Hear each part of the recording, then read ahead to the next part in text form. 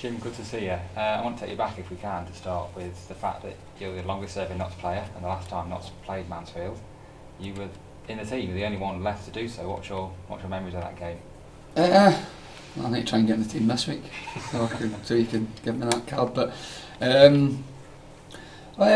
thinking back, memories of the game, I probably didn't realise how big a derby it was. Obviously, we were going through a tough time in that period, and I remember the crowd being brilliant. I think we played well that day, but listen, totally different animal this time round. Different manager, different set of players on both sides. But yeah, like that was my one stick out, was I didn't actually realise at the time how big the derby was and what it meant to the supporters, but certainly did after it. At the time, obviously, Notts won that game, and that made it 3 unbeaten at the time. They just won at Forest Green. I think you scored in that game at Forest Green. Yeah, you did. Yeah. Did you really feel at that time that everything was I only just joined? Did you think that the club was probably going to stay up if they kept playing how they were? Yeah, that was the period where we kind of thought we'd turned a corner.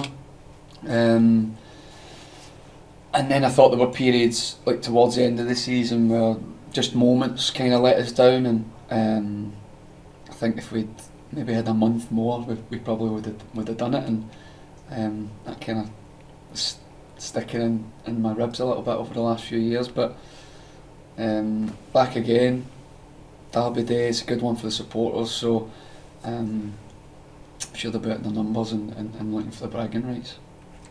In that time from then to now, you've seen new owners, new managers twice, and the whole playing squad's changed. Just take us on that journey. Tough one, seeing both sides of it, and obviously getting older and stuff as well, and you realise like how much work goes into preparing teams and coaching teams and managing, and I think when you're younger you maybe take it a little bit for granted more, but obviously it's well documented, and obviously with the last owner and then with the new owners coming in, and I say new owners but it's been a while now, so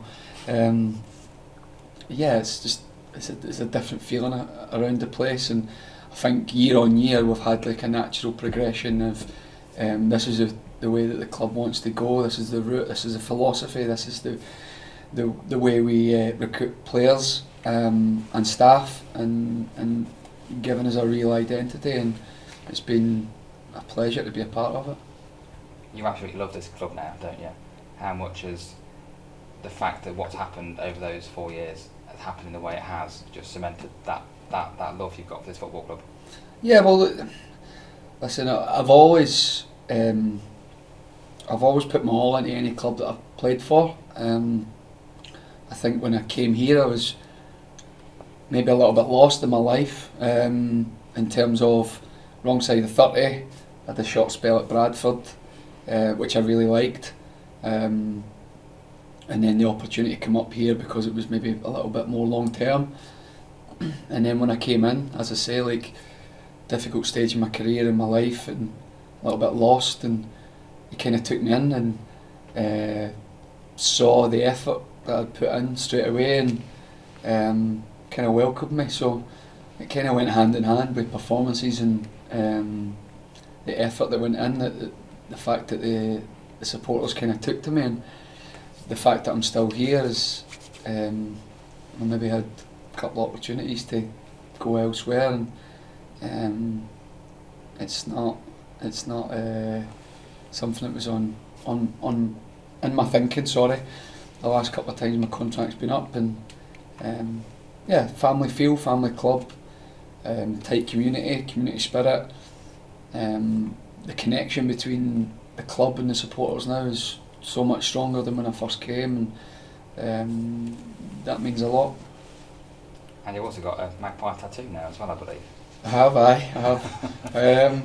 Yeah, I mean I live in Barnsley, and there's some family friends in that. I'm not happy that I've not got Toby Tight on me, and I've ended up getting a magpie. But listen, just that's what the club means to me. I always have it, and I think it was more at the fact of the emotion that we went through last season, and getting over the line and what it meant to get the club back, and kind of just came to a head, and it was a little celebration of that really, and so I'll never forget. We've got plenty of pictures and videos and stuff like that, but I think that having that on me is just that little bit of celebration that we've done something special. On to Saturday, obviously you've won in the league every game here so far. Mansfield unbeaten in all competitions, so something's got to give. Does that just add to the high expectations of what the game's going to be on Saturday?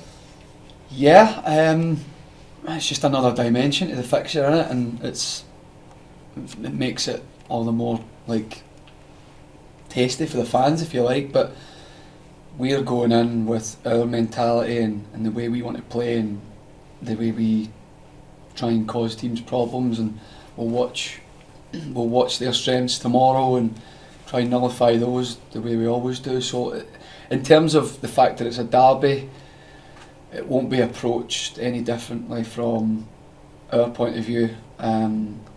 We'll approach it as any other game. We'll have huge respect for Mansfield and what they've done so far this season, and we know their qualities, we know they've got a good squad, we know they've got a good manager,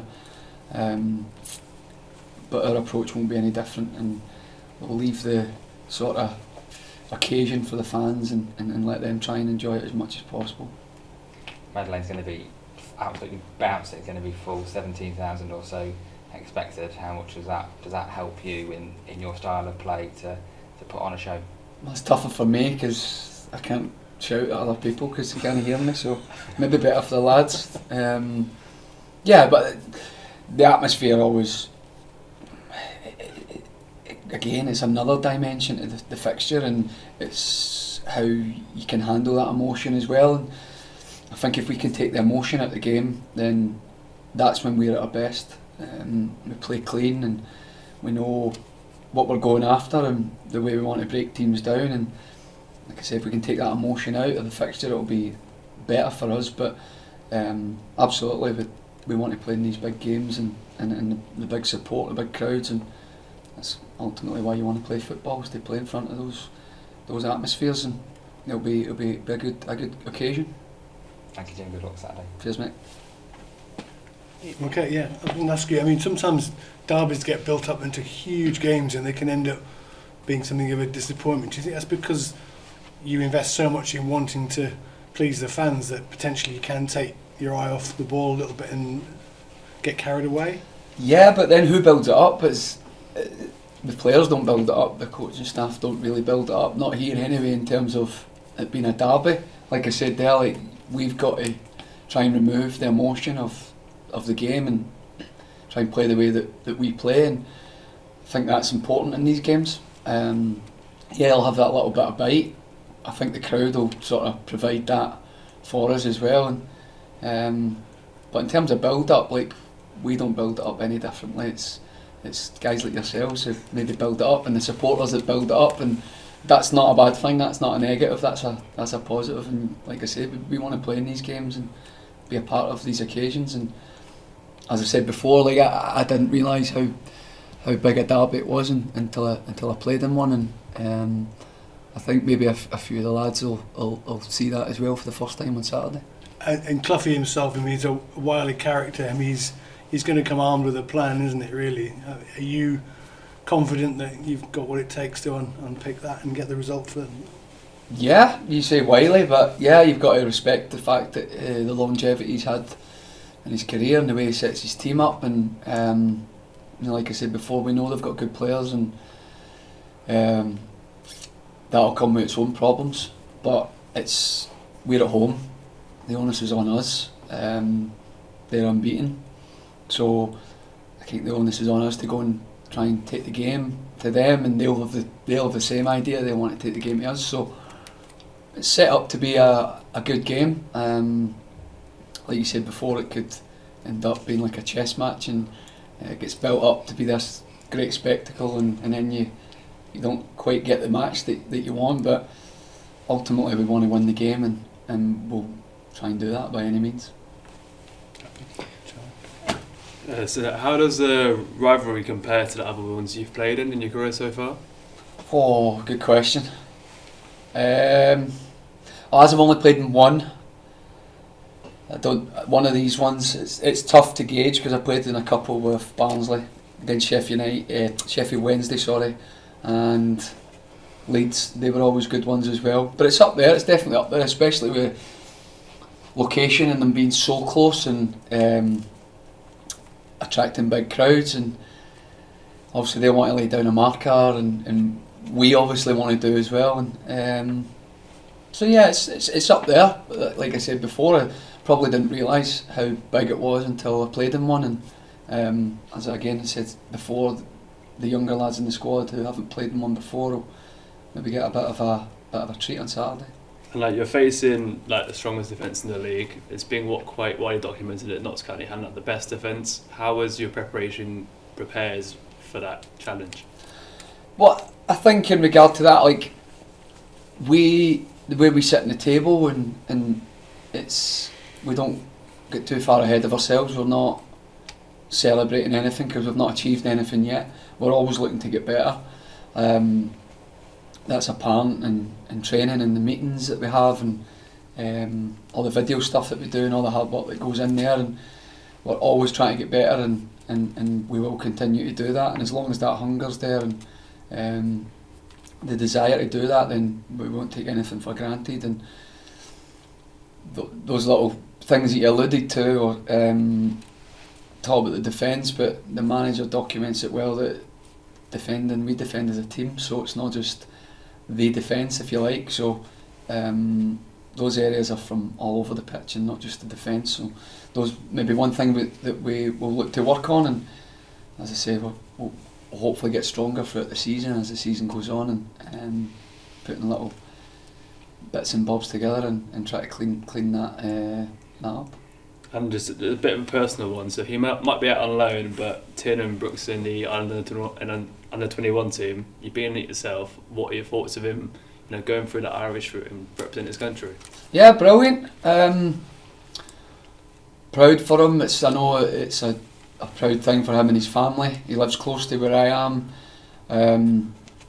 I've seen Tiernan develop from 17, 18, and he's kind of grown up and become a man, if you like. He's at that stage of his career where he's getting recognition. He played a couple of games last season, he got the recognition, and he was back and forth with England and Ireland, and for whatever reason it ended up being Ireland. And yeah, they're great. They're great groups to be part of, and I enjoyed every minute going away and meeting up with the teammates and seeing the way that other coaches and managers and other players do things at other clubs, and you're always picking stuff up even when you don't actually realise. So yeah, they're good trips and they're good games to be a part of, and I hope to see him back soon, and I hope he's fit. I'll need to speak to him because I don't want him getting sloppy.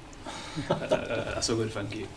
There's one thing that you sort of mentioned about being lost when you sort of came here, and that for personal reasons. I just wonder with Notts last year before Luke Williams got here, how did the club feel? Did it feel like it was just spinning wheels a little bit, just to talk about Luke and what he's been able to achieve and how he maybe helped the club find itself?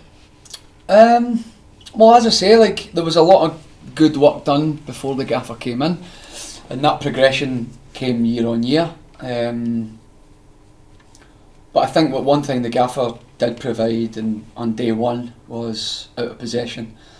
This is what we're going to do, this is where we're going to set up, this is what's really important, this is the non-negotiables. You need to be this, that and the other if you want to play in my team. And it laid a marker down straight away. So from that point of view, it was really clear, the messages were clear, the detail was clear, and everyone was very, very clear on what was needed and required to play in a Luke Williams team, and I think he's built on that, and in the way that we play and build up, and these are add-ons, but you need to be able to get the ball back if you want to play in the gaffer's team. And but yeah, a lot of good work had gone on before, and I feel year on year we sort of progressed and through different managers and different times and different recruitment strategies. And, so yeah, it's a whole package of things. But in terms of the gaffer, and I think from a personal point of view, at the right time for me, going into the last year of my contract, could have maybe looked at my age and binned me off maybe, which some coaches like younger players, and but I feel with the gaffer he focused on what I do bring instead of what I don't, or what I maybe lack in terms of youthfulness. So from that point of view, it was perfect for me, and he gave me and a few of the older lads that responsibility on the training pitch, and maybe talks to us or manages us a little bit different. So yeah, perfect timing. Because you talk about incremental increases, but in many ways it was like accelerators to the floor with this sort of season that you guys had, with the points that you amassed, the sort of football that was played. Now you guys are top of League Two. I can see small increases and, you know, promotion, getting over the line is one thing, but you got a little bit more over the line than just over the line in some ways, and now you're top of League Two. There has to be a bit more than he's just building on things. He seems to have done a heck of a job. Yeah, but it's because it's every day. Like, he lives and breathes and works and works and works, and I mean, there's some days I'll come in and it's tiring and getting going again, and then we'll have a morning meeting and we'll do video work, and his enthusiasm and the way he talks about football and everything around that, and the way we want to play, and like I say, the enthusiasm alone, it gives you that, let's go, let's get after the day. And the work that goes in behind the scenes with all the staff and video work and S&C and the physio department, and it's one big group, and obviously he's the figurehead of that and he drives that, but it does, the enthusiasm for the job that he's got, and like I say, the work and the detail that goes into everything. And he's one of those managers where you don't want to let him down, because he gives so much. So I think as players, like, you get that feeling where, yeah, you can maybe turn and be a bit scary at times, but it's more of a feeling of you don't want to let him down, and that's how you get, I think, people running through brick walls for you and going that extra yard and getting your results and getting promotions over the line. And yeah, it's foot to the floor, but that's not by accident. That's every day, every single day, and I'm sure on days off as well he'll be doing work and not switching off and not enjoying himself. He'll be phoning Ryan and phoning Chow and George and watching games, and we know that the work that goes in, and it comes every day. It's not just turn up on a Saturday and hope for the best. Which brings me to the last question. These are all great football stories about him. Tell us something about Luke that isn't football. What's he like? What's the story about him? He's so, when people talk about him, they talk football. When he talks about himself, he talks football. What is he? Well, first is of there all, more to him? Yeah, the game's changed a lot over the years, and it's difficult to find someone at the level we're at who is a good manager and a good coach, because obviously the terms and the job roles, they've kind of changed over the years, and it used to be your manager's your manager, and then all of a sudden this head coach role became apparent, and that's the way clubs label it and stuff now. And I don't even know what the gaffer's labelled as. Is it head coach? So it's head coach, but he's got, for this level, to have that whole package, I think is probably quite rare. First and foremost, he's a great person. I don't know if you've had time with him, but if you sit in front of him, you start a conversation, any conversation that you get into, he's enthusiastic about it. You want to sit, you get drawn in. He's got that way about him. So yeah, it's easy to lose time when you're sitting chatting with him. But you ask what what kind of man he's a man that's got values and principles and non-negotiables, and he sticks to that, and that bleeds into the work that he does, and which obviously filters down to us as players, and those principles come out on the pitch. And he loves football, so like you say, if you have a conversation with him, it's tough not to get sucked into speaking about football. But first and foremost, great human being and a great man manager, even though his title's head coach. I did hear, however, that he was scooting around the city last year after promotion on a little scooter, so he does sound like he's got a wild side. I can neither confirm nor deny if that happened. I was standing right next to him, but I can not confirm or deny. You'll need to ask him that. I'm aware of what you're alluding to. There must be some CCTV. There will be, I'm sure, if it did happen. But I'm not confirming. But no, the good times, these are memories as well. Like we share, and it's a bond and something that we want to water and grow. And again, to be a part of that at my age is quite special. And yeah, these are moments that you won't forget. And like I say, you want to build on it. So to have a laugh like that and be able to let your hair down and have that, remember that time this happened, that happened, and celebrations and stuff. But the gaffer made quite clear, first day back pre-season, that's gone. We need to go foot to the floor, as you say, foot to the floor again, and then we need to try and go again. And like I say, it's every day. It's not just on a Saturday or a Tuesday evening kick-off. It's every single day.